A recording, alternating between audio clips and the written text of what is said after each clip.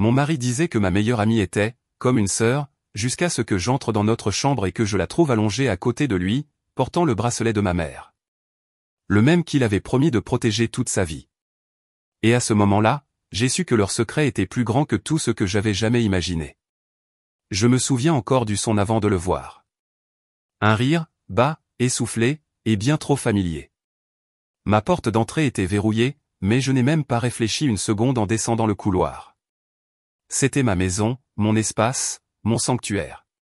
Quand j'ai ouvert la porte de la chambre, le temps ne s'est pas contenté de s'arrêter. Il s'est brisé. Ils étaient là.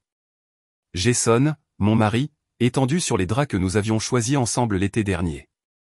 Des draps qui sentaient encore légèrement le détergent à la lavande que j'achetais. Et Sophie, ma meilleure amie depuis l'université, nue, emmêlée dedans. Mais ce qui brûlait plus fort que la vue de son corps, c'était le scintillement de l'argent sur son poignet. Mon bracelet. Celui que ma mère m'avait donné avant de mourir. Celui que Jason avait juré de garder en sécurité parce qu'il savait combien cela comptait pour moi. Je ne l'avais pas porté depuis des mois, le gardant rangé dans la petite boîte en velours sur ma coiffeuse.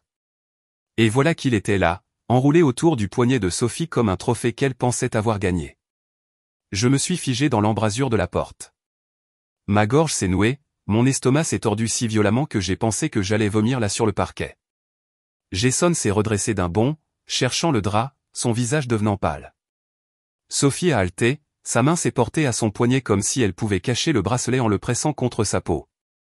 Vanessa, commença Jason, mais le mot sonnait faible. Coupable. Je n'ai pas crié. Je n'ai pas sangloté. Ma voix est sortie comme du verre. C'est mon bracelet. Sophie a balbutié. Ce n'est pas. Jason, je peux expliquer. Expliquer. Je me suis rapproché, chaque mot tranchant. Tu es dans mon lit avec mon mari, portant le bracelet de ma mère. Quelle partie de tout ça a exactement besoin d'une explication? Jason a tiré le drap plus haut, essayant de couvrir Sophie comme si j'étais l'intruse. Chérie, écoute. Ne le fais pas, ai-je coupé le mot si brusquement qu'il a déchiré l'air entre nous. Ma poitrine était en feu, mais mes mains étaient glacées. N'ose pas m'appeler comme ça. Le silence dans la pièce était insupportable. Je pouvais entendre le bruit du ventilateur de plafond, le léger klaxon de la circulation à l'extérieur, et la respiration superficielle de Sophie. Ses yeux fuyaient partout sauf vers moi, la honte tachant son visage. Est-ce que tout ça était une blague, ai-je demandé, ma voix se brisant pour la première fois. Toutes ces nuits où tu m'as dit qu'elle était comme une sœur, que tu ne penserais jamais à Sophie de cette façon. C'était juste de l'entraînement pour ça? Jason s'est frotté le visage, marmonnant, c'est arrivé, Vanessa. Ça ne voulait rien dire. J'ai ri. Et c'est sorti si brusquement que ça m'a effrayé moi-même. Ça ne voulait rien dire. Tu as risqué notre mariage. Tu as risqué ma confiance. Tu l'as fait entrer dans le lit dans lequel nous dormions, où nous avons planifié nos vies. Et tu lui as laissé porter le bracelet de ma mère. Redis-moi encore comment ça ne voulait rien dire. Sophie a finalement murmuré. Je ne voulais pas. Je me suis tourné vers elle. Ferme ta bouche. Tu t'es assise à ma table. Tu as tenu ma main à mon mariage.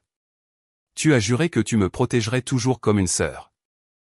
Et maintenant tu es là, allongé avec lui, volant des morceaux de moi comme si c'était à toi de prendre. Ne prétends pas que tu ne voulais pas ça. Tu voulais tout ce que j'avais. Ses lèvres tremblaient. Jason a essayé de se lever, mais je me suis reculé, secouant la tête. Ne t'approche pas de moi. Tu m'as déjà touché avec tous les mensonges que tu as dit. Quelque chose en moi s'est brisé. Ma main a volé avant que je ne puisse l'arrêter, frappant la joue de Jason. Le son a traversé la pièce comme un fouet. Sa tête a basculé sur le côté, et pour une fois, il n'avait pas de mots. Sophie a tressailli comme si elle avait été frappée, elle aussi. Je n'ai pas attendu. Je n'ai pas eu besoin d'entendre une autre excuse. J'ai arraché le bracelet du poignet de Sophie si fort qu'elle a gémi. Le tenant dans ma paume, j'ai senti le poids de tout ce qu'ils avaient pris, tout ce qu'ils pensaient pouvoir voler. Vous pouvez vous garder l'un l'autre, ai-je sifflé. Parce qu'après ce soir, vous n'aurez rien d'autre. Je me suis retourné, mes talons claquant contre le sol alors que je sortais en trombe. Jason a crié mon nom. Sophie m'a supplié de m'arrêter, mais je n'ai pas regardé en arrière. Ma vision s'est brouillée de larmes, mais mes pas étaient fermes. Hors de la chambre, hors de la maison, hors de la vie qu'il pensait que je laisserais simplement se faire ruiner. Sur le trottoir, l'air nocturne m'a frappé comme de la glace. Mes mains tremblaient alors que je serrais le bracelet. Je voulais hurler, m'effondrer, déchirer le monde entier. Mais au lieu de cela, j'ai redressé mon dos. Je vais tout brûler avant de les laisser gagner, ai-je murmuré à moi-même. Ce fut le moment où tout a basculé. Pas seulement la trahison, pas seulement le cœur brisé, un vœu, une promesse. Jason pensait pouvoir me détruire et rester debout. Sophie pensait pouvoir se glisser dans ma vie et porter le bracelet de ma mère comme si elle le méritait. Mais il n'avait pas encore rencontré cette version de moi. J'ai essuyé mes larmes, j'ai resserré le bracelet à mon poignet, et je suis sorti dans la nuit. Ma poitrine me faisait encore mal, mais sous la douleur, quelque chose de plus sombre pulsait, plus fort. J'en avais fini d'être leur victime. J'allais les faire regretter d'avoir jamais croisé mon chemin. Et je ne m'arrêterai pas tant que je ne les verrai pas ramper dans les cendres de tout ce qu'ils pensaient posséder. J'ai rencontré Jason quand j'avais 21 ans. Encore à moitié fille, à moitié femme, essayant de comprendre ce que je voulais de la vie. Il était déjà magnétique. Le gars que tout le monde remarquait au café en bord de mer quand il entrait. Il avait cette confiance douce, le genre qui pouvait vous vendre n'importe quoi, même un rêve qui n'existait pas encore. Et quand il a tourné ce charme vers moi, c'était comme la gravité. Il m'a dit dès le début qu'il voulait ouvrir son propre studio de fitness, pas juste une autre salle de sport, mais une marque de style de vie. Venise est l'endroit idéal pour ça, disait-il, les yeux brillants comme s'il pouvait déjà voir son nom affiché sur les vitrines. Je l'ai cru. Je l'ai toujours cru. Quand ma mère est décédée, elle m'a laissé son héritage. Pas des millions, mais assez pour construire une vie. J'aurais dû le protéger comme elle l'avait voulu. Mais Jason m'a convaincu que c'était un investissement dans notre avenir. Alors, j'ai tout mis dans son rêve. Dépôt de location, équipement, image de marque. Je l'ai regardé couper le ruban à l'ouverture de son premier studio, et la fierté dans ses yeux m'a fait oublier que j'avais vidé mes propres économies. Je pensais que c'était le nôtre, pas juste le sien. Sophie était là aussi. Elle avait été ma meilleure amie depuis l'université. Celle qui m'avait aidé à emménager dans mon premier appartement. Celle qui connaissait toutes les histoires de ma famille, qui m'avait soutenu quand ma mère est morte. Jason disait toujours qu'elle était comme une sœur. Elle était à chaque étape importante. Notre fête de fiançailles, notre mariage, la grande ouverture de la salle de sport. Elle gardait même ma nièce parfois, s'intégrant parfaitement dans mes réunions de famille comme si elle appartenait. Avec le recul, je vois les fissures. Je me souviens avoir surpris la main de Sophie sur le bras de Jason un peu trop longtemps quand elle l'a félicité pour le studio. Je me souviens de ces longues soirées à la salle de sport, de ses excuses vagues sur les réunions du personnel.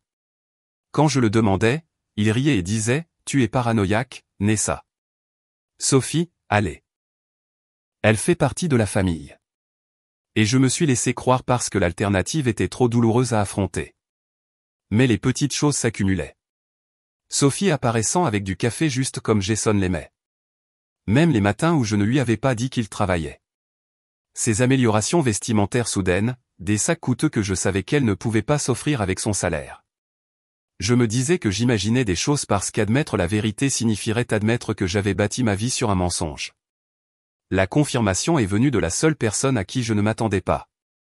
Mon jeune frère, Alex. Il m'a appelé un après-midi, hésitant, la voix tendue. Ness, j'ai vu Jason aujourd'hui. Il n'était pas seul. Mon estomac s'est effondré. Avec qui était-il? Le silence s'est étiré. Puis Sophie. Ils étaient à ce café sur Rose Avenue, se tenant la main. Elle s'est penchée par-dessus la table et l'a embrassé comme si elle se fichait de qui voyait. J'ai senti l'air me quitter le corps. Je voulais lui crier dessus, lui dire qu'il avait tort, mais je savais qu'Alex ne me mentirait pas. Sa voix était stable, triste. Je ne voulais pas te le dire, mais tu mérites de savoir. Ce fut le moment où je ne pus plus le nier. Chaque suspicion, chaque regard inquiet, chaque mensonge que j'ai avalé tout rond, tout s'est cristallisé en vérité. Mon mari, l'homme avec qui j'avais bâti une vie, et ma meilleure amie, la femme en qui j'avais le plus confiance, me trahissaient déjà bien avant que j'ouvre cette porte de chambre. Et ce n'était pas seulement mon cœur qu'ils ont joué. C'était mon argent, mon avenir, l'héritage de ma mère, l'héritage de ma famille. Ils n'ont pas juste brisé des vœux. Ils ont volé des morceaux de moi que je ne pourrais jamais récupérer. Mais s'ils pensaient que je resterais brisé, ils allaient apprendre à quel point ils avaient tort. La nuit après que j'ai quitté cette chambre, j'ai à peine dormi. Je me suis allongé sur le canapé de mon frère, regardant le plafond. Le bracelet serré dans ma main comme une arme. Mon corps tremblait de rage, mais sous les tremblements, quelque chose de plus clair se formait. Un plan. Au lever du soleil, mes larmes s'étaient taries. Ma voix semblait plus stable. Je n'allais pas rester assise à attendre que Jason trouve une autre excuse ou que Sophie prétende être toujours mon amie. Ils avaient déjà pris trop. Cette fois, je reprenais le contrôle. Le premier coup fut l'argent. Je me suis connecté à nos comptes conjoints, mes doigts volant avec détermination. Jason aimait dépenser, de nouvelles montres, des dîners dehors, de petites dépenses professionnelles qui n'avaient jamais vraiment de sens. Mais c'était fini. J'ai gelé notre compte courant principal et j'ai redirigé l'épargne vers un compte à mon seul nom. L'argent de l'héritage qu'il pensait être lié à son entreprise. J'avais encore accès à une partie de celui-ci dans un compte séparé qu'il avait oublié. Je l'ai vidé dans une fiducie que mon cousin avocat m'avait aidé à mettre en place il y a des années. Jason se réveillerait ce matin en pensant qu'il avait tout, mais à midi, ses cartes commenceraient à être refusées. Ensuite, le côté juridique. J'ai composé un numéro que j'avais sauvegardé mais que je n'avais jamais pensé utiliser. Un avocat de la famille recommandé par ma tante lors de mon mariage. Au cas où, avait-elle dit. Je l'avais ignoré alors. Maintenant, j'ai compris. L'avocat a décroché, calme et professionnel. Je lui ai tout dit, ma voix froide, détachée, comme si je lisais la tragédie de quelqu'un d'autre. Elle n'a pas bronché. Nous commencerons les formalités administratives aujourd'hui, a-t-elle dit. Ne le prévenez pas, laissez-le découvrir quand il sera déjà acculé. J'ai fait ma valise méthodiquement, pas comme une femme fuyant en larmes, mais comme quelqu'un mettant en scène un coup d'échec. Vêtements, documents, photos de ma mère, et le bracelet. J'ai laissé derrière moi les choses qui n'avaient plus d'importance. La vaisselle de mariage, les meubles de luxe, toutes ces choses superficielles que Jason aimait afficher. Laisse Sophie s'asseoir sur ses canapés. Laisse-la dormir sous ses draps. Chaque objet laissé derrière leur rappellerait ce qu'ils avaient détruit. Le condo était le prochain. Il était à nos deux noms, acheté en partie avec mon héritage. J'ai appelé un agent immobilier, lui ai demandé de planifier une évaluation, et je lui ai dit de marquer ça comme urgent. Elle n'avait pas besoin de détails. Elle a entendu l'acier dans mon ton, et a accepté. Dès le 3e jour, les pièces bougeaient vite.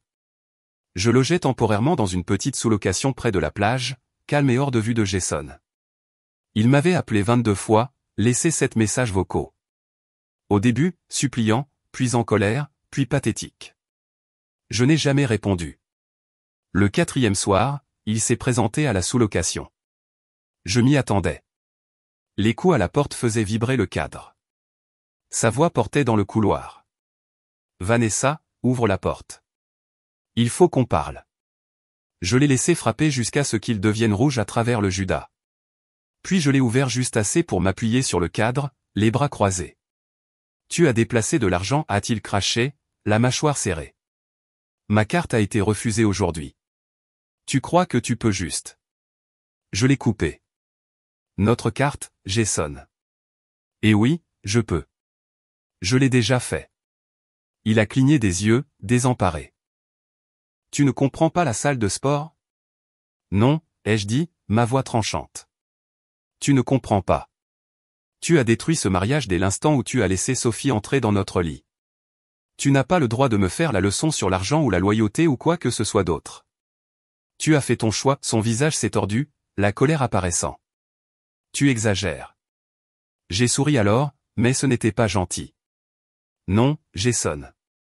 L'erreur a été de penser que je le laisserais s'en tirer comme ça. Pour la première fois depuis que je le connaissais, j'ai vu la confiance s'estomper de son visage. Il a essayé de me bousculer, mais j'ai tenu bon, la main appuyée sur la porte. Ne me teste pas, ai-je murmuré. Tu as déjà perdu plus que tu ne le réalises. Et puis j'ai fermé la porte. Derrière elle, ses poings ont frappé à nouveau, sa voix montant en désespoir. Mais je n'ai pas bronché. Je me suis appuyé contre la porte, le bracelet frais contre mon poignet, et j'ai senti un calme étrange s'installer en moi. Ce n'était plus du chagrin. Ce n'était plus du choc. C'était la guerre. Et j'étais déjà en train de gagner les premières batailles. La première fissure dans le façade de Jason est apparue plus tôt que je ne m'y attendais. 2 jours après que j'ai gelé les comptes, j'ai reçu un SMS de mon agent immobilier. Votre mari m'a appelé. Il semblait surpris que le condo soit évalué. Il a raccroché quand j'ai dit que vous aviez déjà signé les papiers. J'ai souri à l'écran. Bien. Qu'il ressente enfin ce que ça fait d'être pris au dépourvu. Plus tard le même jour, Alex m'a envoyé une capture d'écran de la story Instagram de Jason. C'était un clip boomerang de lui levant un verre de champagne avec la légende « Nouveau chapitre, imparable ». Sauf que je connaissais la vérité. Ce verre était probablement offert parce que sa carte n'avait pas fonctionné. Puis les appels ont commencé, pas à moi, mais à des gens que nous connaissions tous les deux. Une amie commune m'a envoyé un message. Jason demande si tu vas bien. Il dit que tu as réagi de manière excessive, qu'il veut arranger les choses.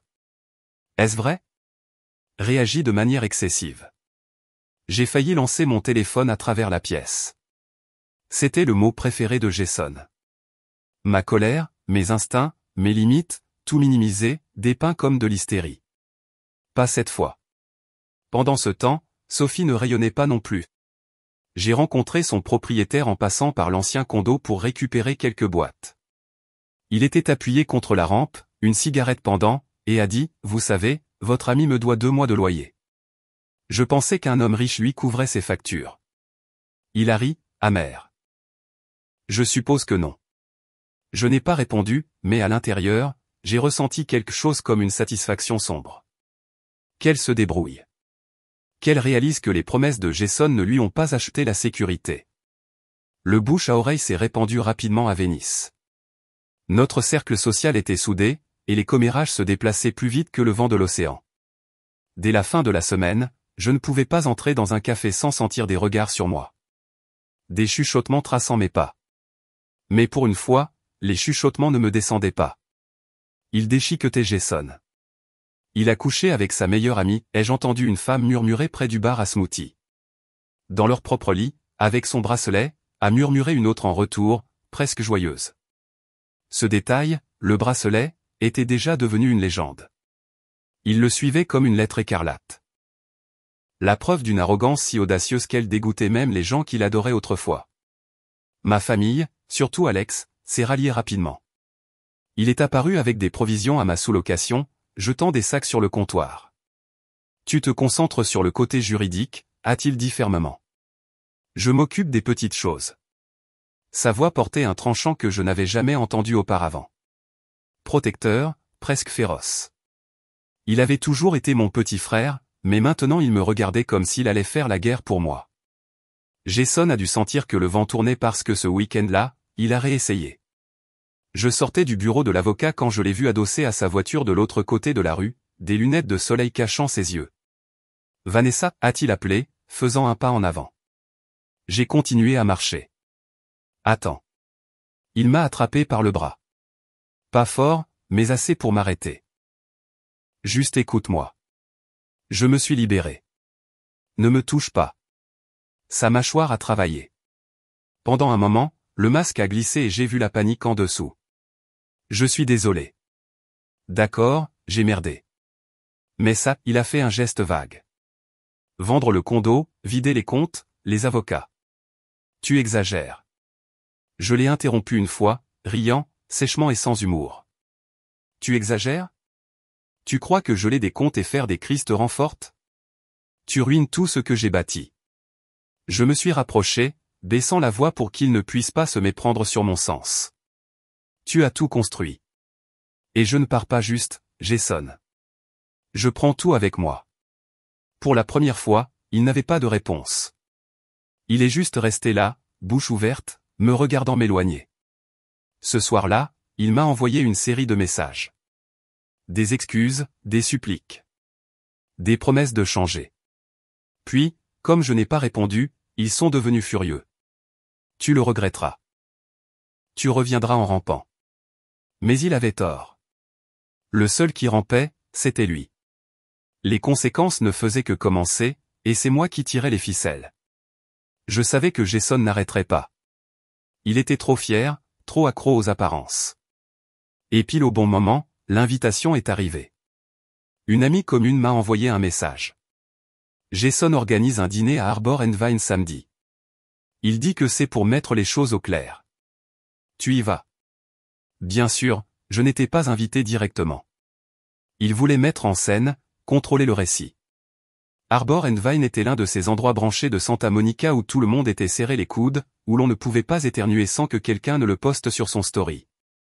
Il pensait que s'il pouvait me dépeindre comme instable devant nos amis, peut-être même faire passer Sophie pour son nouvel amour véritable, les gens oublieraient comment l'affaire a commencé. Il m'a sous-estimé à nouveau. Samedi soir, je suis entré dans ce restaurant dans une robe noire ajustée, les cheveux tirés en arrière, les talons claquant comme un métronome de guerre. Les têtes se sont tournées dès mon apparition, des chuchotements me suivant alors que je traversais la salle. Les yeux de Jason se sont écarquillés, sa fourchette s'arrêtant en plein vol. Sophie était assise à côté de lui, raide et nerveuse, essayant de tirer son gilet sur son poignet nu où le bracelet avait brillé. Je n'ai pas attendu la permission. Je me suis glissé sur la chaise vide à l'extrémité de leur table, calme comme la glace. Ne me dérangez pas, ai-je dit, assez fort pour que les tables voisines entendent. Le bavardage autour de nous s'est estompé. Jason s'est éclairci la gorge. Vanessa, c'est inattendu. Laisse-le. J'ai sorti une fine enveloppe de mon sac et l'ai posée sur la nappe blanche. Tu aurais dû attendre à partir du moment où tu m'as menti. Le visage de Sophie s'est vidé de sa couleur. Jason a forcé un rire, regardant autour de nos amis. Elle est encore contrariée. Tu sais comme elle est émotive. Je l'ai coupée. Contrariée? Non, Jason. Contrariée, c'était de découvrir que tu travaillais tard quand en fait tu étais chez Sophie. Contrariée, c'était de me faire douter de moi chaque fois que je te posais des questions. Ceci, j'ai tapoté l'enveloppe. C'est la preuve. J'ai sorti les photos, les éventant sur la table. Granuleuses, mais claires. Jason et Sophie enlacés dans des draps. La main de Jason sur son dos nu. Sophie souriant comme si elle avait gagné un prix. Quelques halètements ont résonné des tables environnantes. La fourchette de Jason a cliqueté sur le sol. Sophie a tendu la main vers les photos, mais je l'ai frappée sur la main. Ne le fais pas. Tu as déjà pris assez de choses qui ne t'appartiennent pas. Le visage de Jason s'est brisé. Où as-tu eu ça? Un détective privé, ai-je dit simplement. Il s'avère que quand tu es trop occupé à te faufiler, quelqu'un d'autre surveille. Et maintenant, tout le monde peut voir exactement quel genre d'homme tu es. Les téléphones sont sortis, les écrans se sont allumés. Je ne les ai pas arrêtés. Laissez les images se répandre. Laissez-les ramper à travers tous les groupes de discussion de Venice Beach. Le visage de Jason est devenu écarlate, des veines saillantes dans son cou. Tu fais une scène. Je me suis penché en avant, ma voix basse, mais assez vive pour couper. Non, Jason. C'est toi qui as fait la scène à partir du moment où tu as amené Sophie dans notre lit. Je donne juste à ça l'audience qu'il mérite. Une vague de rire s'est propagée à travers les tables. Même les gens qui ne faisaient pas partie de notre cercle écoutaient maintenant.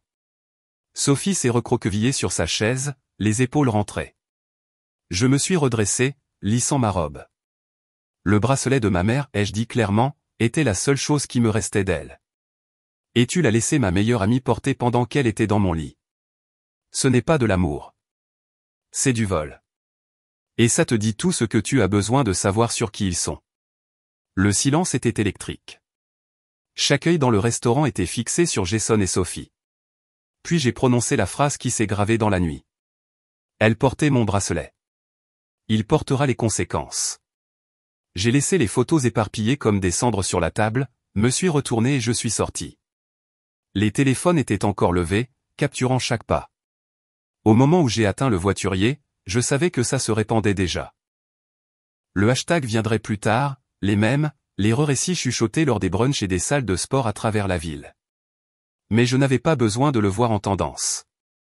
J'avais vu leur visage. Jason dépouillé de son assurance. Sophie se recroquevillant comme une ombre sous le poids de la vérité. Pour une fois, ce n'était pas moi qui étais humilié. C'était moi qui tenais la torche, mettant le feu à leurs mensonges soigneusement construits. Jason n'a jamais su comment rester silencieux. Son ego se nourrissait du bruit, des regards sur lui, des gens croyant l'image qu'il avait construite. Alors, quand la scène du restaurant est devenue virale, quand ces photos granuleuses de lui et Sophie circulaient dans des groupes de discussion privés, quand la ligne du bracelet est devenue une blague récurrente sur les pages de commérage de Venice Beach, j'ai su qu'il n'allait pas juste l'accepter, il allait riposter. Et il a commencé de la seule manière qu'il connaissait, Instagram.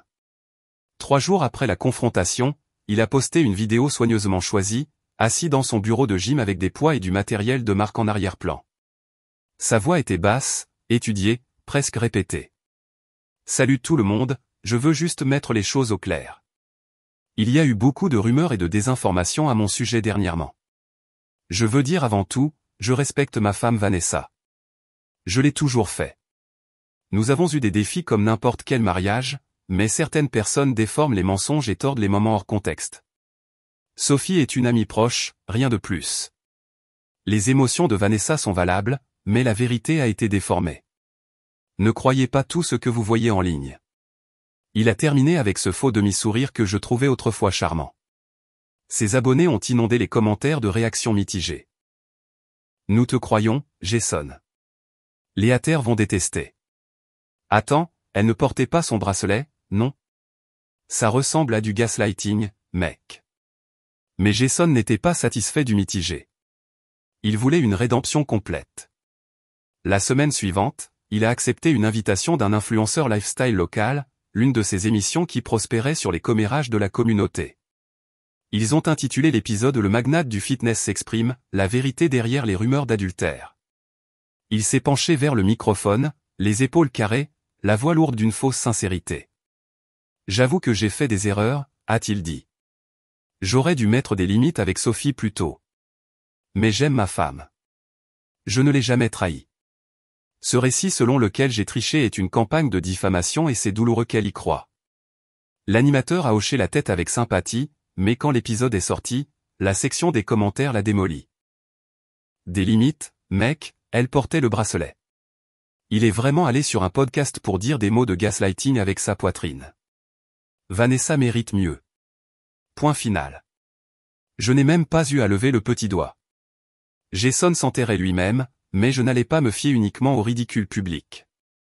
J'avais des munitions qu'il ne connaissait pas, et il était temps de les charger. Vous vous souvenez de ce détective privé? Il n'avait pas seulement pris des photos de chambre. Il avait creusé plus profondément. Des reçus d'hôtel, des captures d'écran de transfert Venmo que Jason avait envoyées à Sophie étiquetées avec des couvertures stupides comme des courses ou Uber. Des mémos vocaux où Jason murmurait, je vais le lui dire bientôt, bébé. Fais-moi confiance. J'ai sorti la première fuite, jamais de mon compte. D'abord, une rumeur anonyme à une page de commérage avec les captures d'écran Venmo. Ensuite, un passage à un compte Twitter local connu pour démolir les menteurs.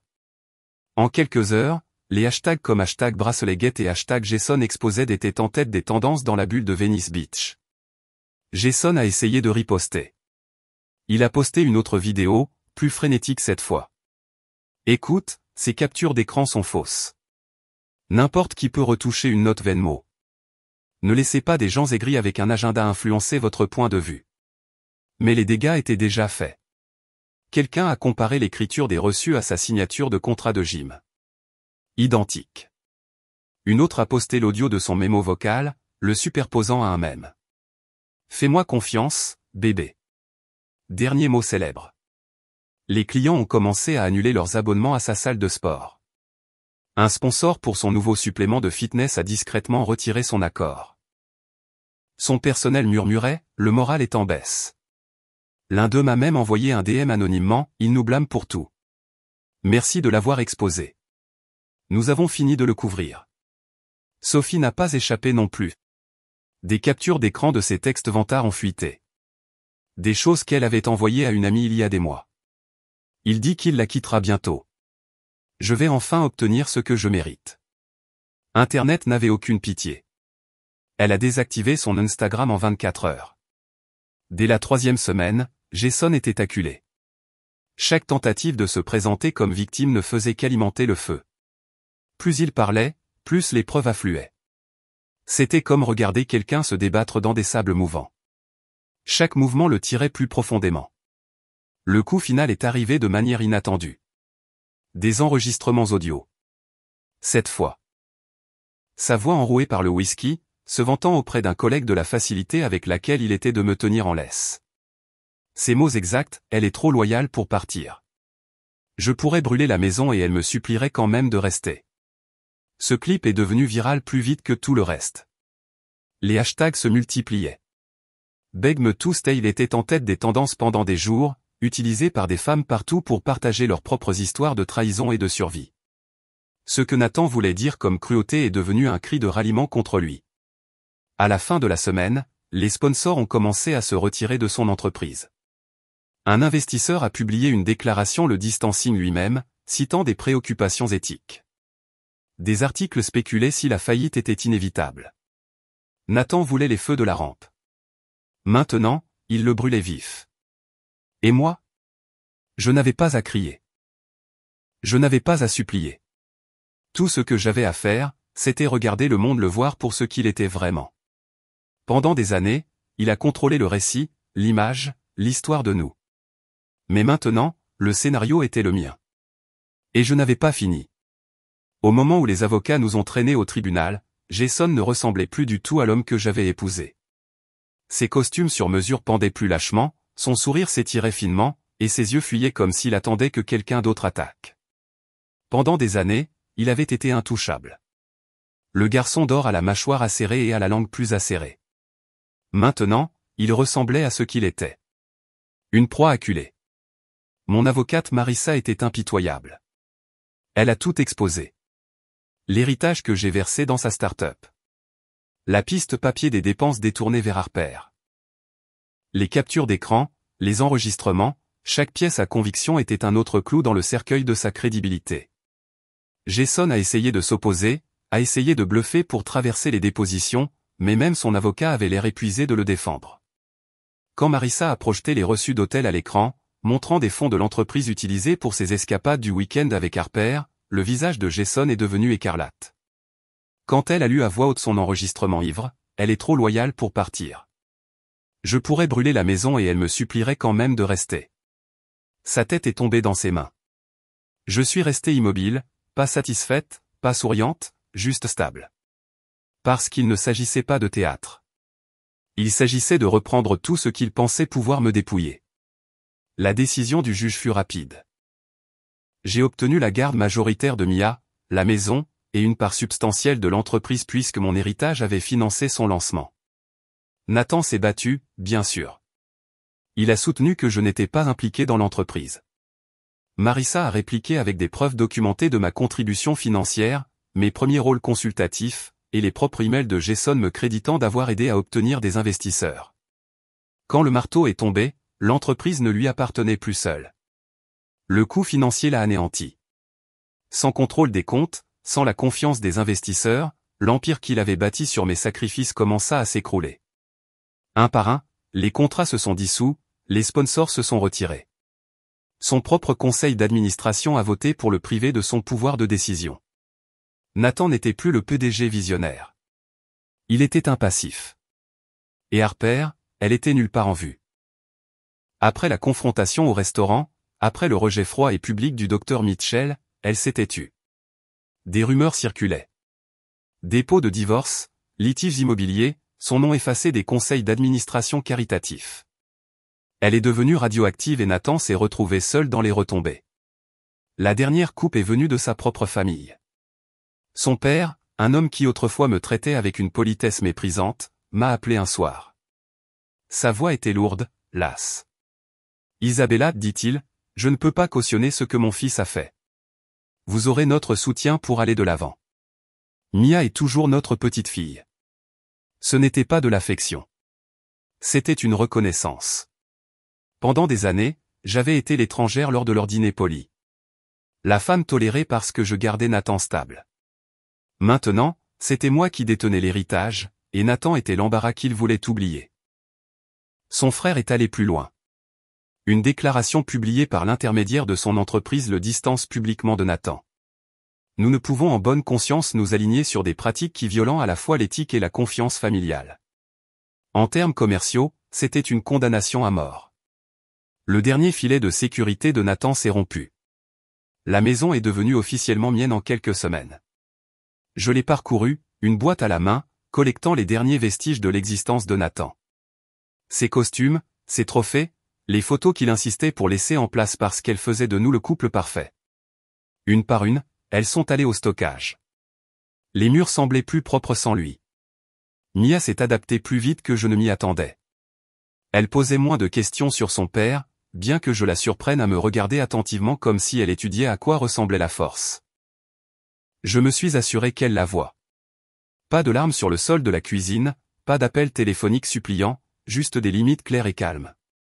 Quand Nathan venait pour ses week-ends de visite, je l'accueillais à la porte, je donnais à Mia son sac, et je ne disais rien de plus que nécessaire. Chaque échange le rongeait. Il essayait des blagues au début, puis s'il te plaît, Isabella, nous n'avons pas à continuer à nous battre. Je le regardais dans les yeux et lui rappelais, tu as commencé cette guerre quand tu m'as traîné dans la boue. Ne me demande pas de te nettoyer maintenant. Il détestait qu'il ne puisse plus me déstabiliser.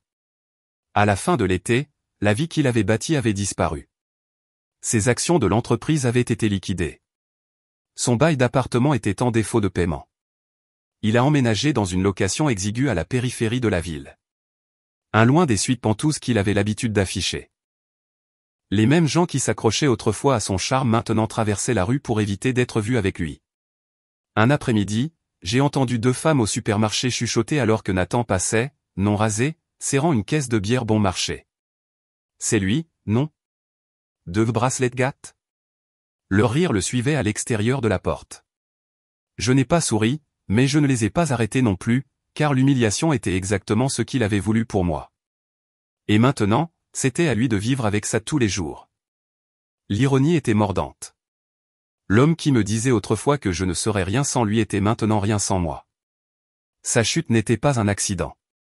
C'était le résultat direct de chaque choix qu'il avait fait. Et bien qu'une partie de moi ait toujours mal pour les années que j'avais perdues, les sacrifices que je ne pouvais pas récupérer, je savais aussi ceci. Il m'avait appris à ne plus jamais sous-estimer moi-même. Nathan était fauché, isolé, et oublié. Harper était hors du tableau. La guerre juridique était terminée. Les décombres financiers étaient complets. Et la famille qui fermait autrefois les yeux sur son arrogance gardait maintenant ses distances, honteuse de partager son nom. Mais ma guerre n'était pas seulement de le démanteler. Il s'agissait de me reconstruire. Et pour la première fois en plus d'une décennie, j'ai eu la chance de le faire selon mes propres conditions. Il était presque minuit quand on frappa. Lourd, implacable, le genre de coup qui appartient à un homme qui ne comprenait plus les limites.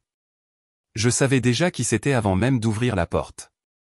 Nathan se tenait sur mon porche, la pluie dégoulinant de ses cheveux, sa veste serrée dans un point comme s'il avait couru jusqu'ici. Ses yeux étaient sauvages, son visage émacié. Ce n'était pas le Nathan qui traversait autrefois les salles de conseil.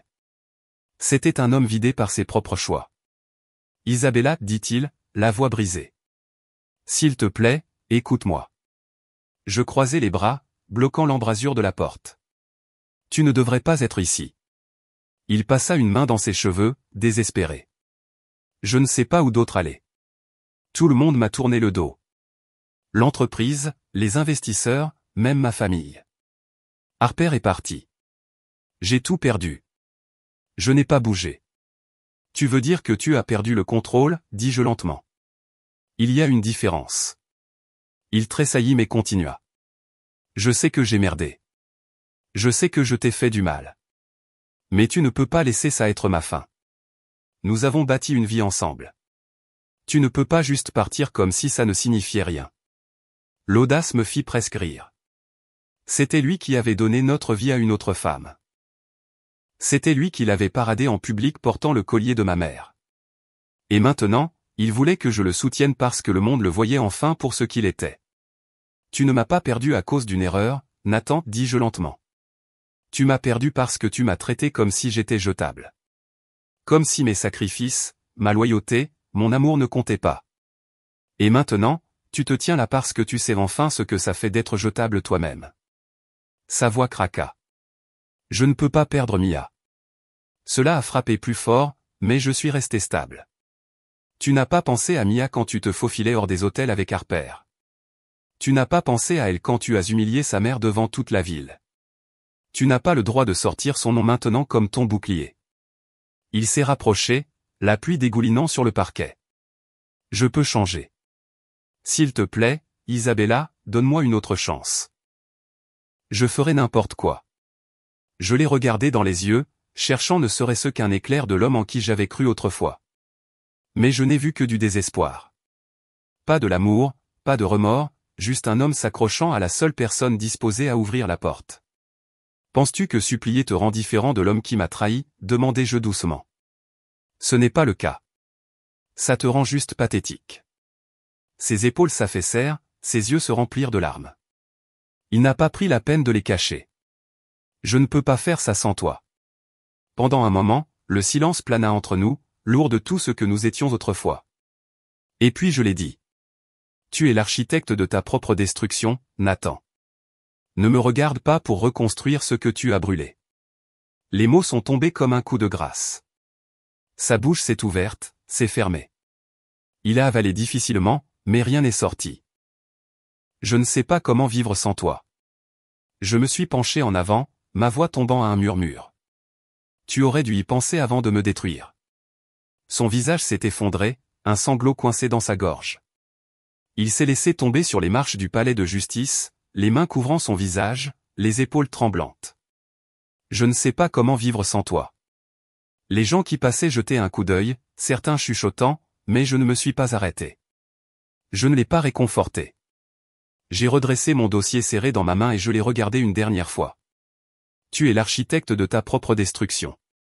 Puis je me suis retourné et je suis parti. Le bruit de ses sanglots s'estompant derrière moi.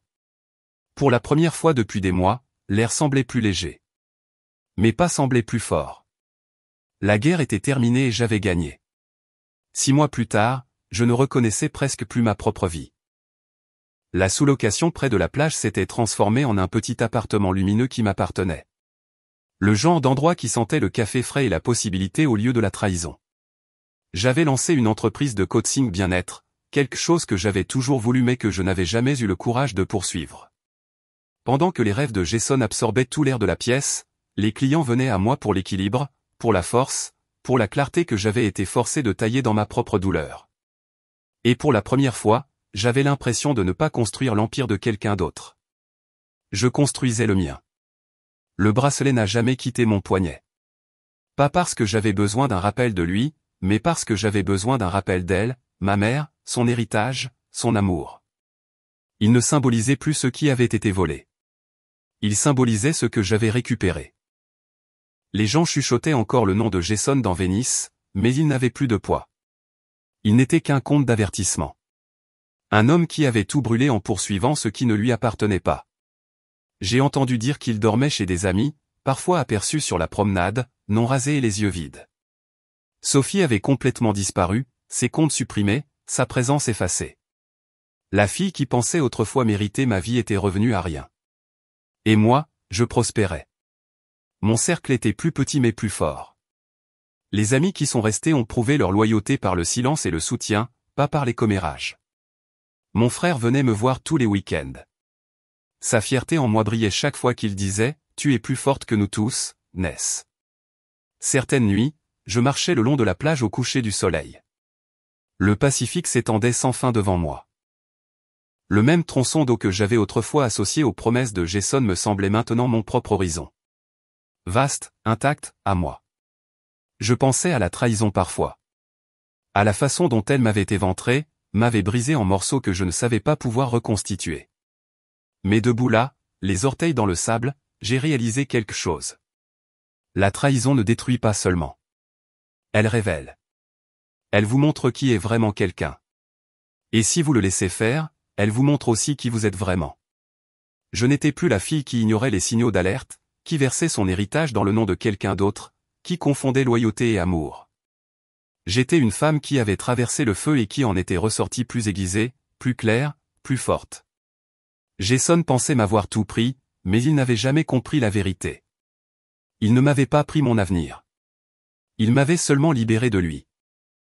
J'ai resserré le bracelet autour de mon poignet, j'ai relevé le menton et je suis retourné vers la vie que j'avais reconstruite.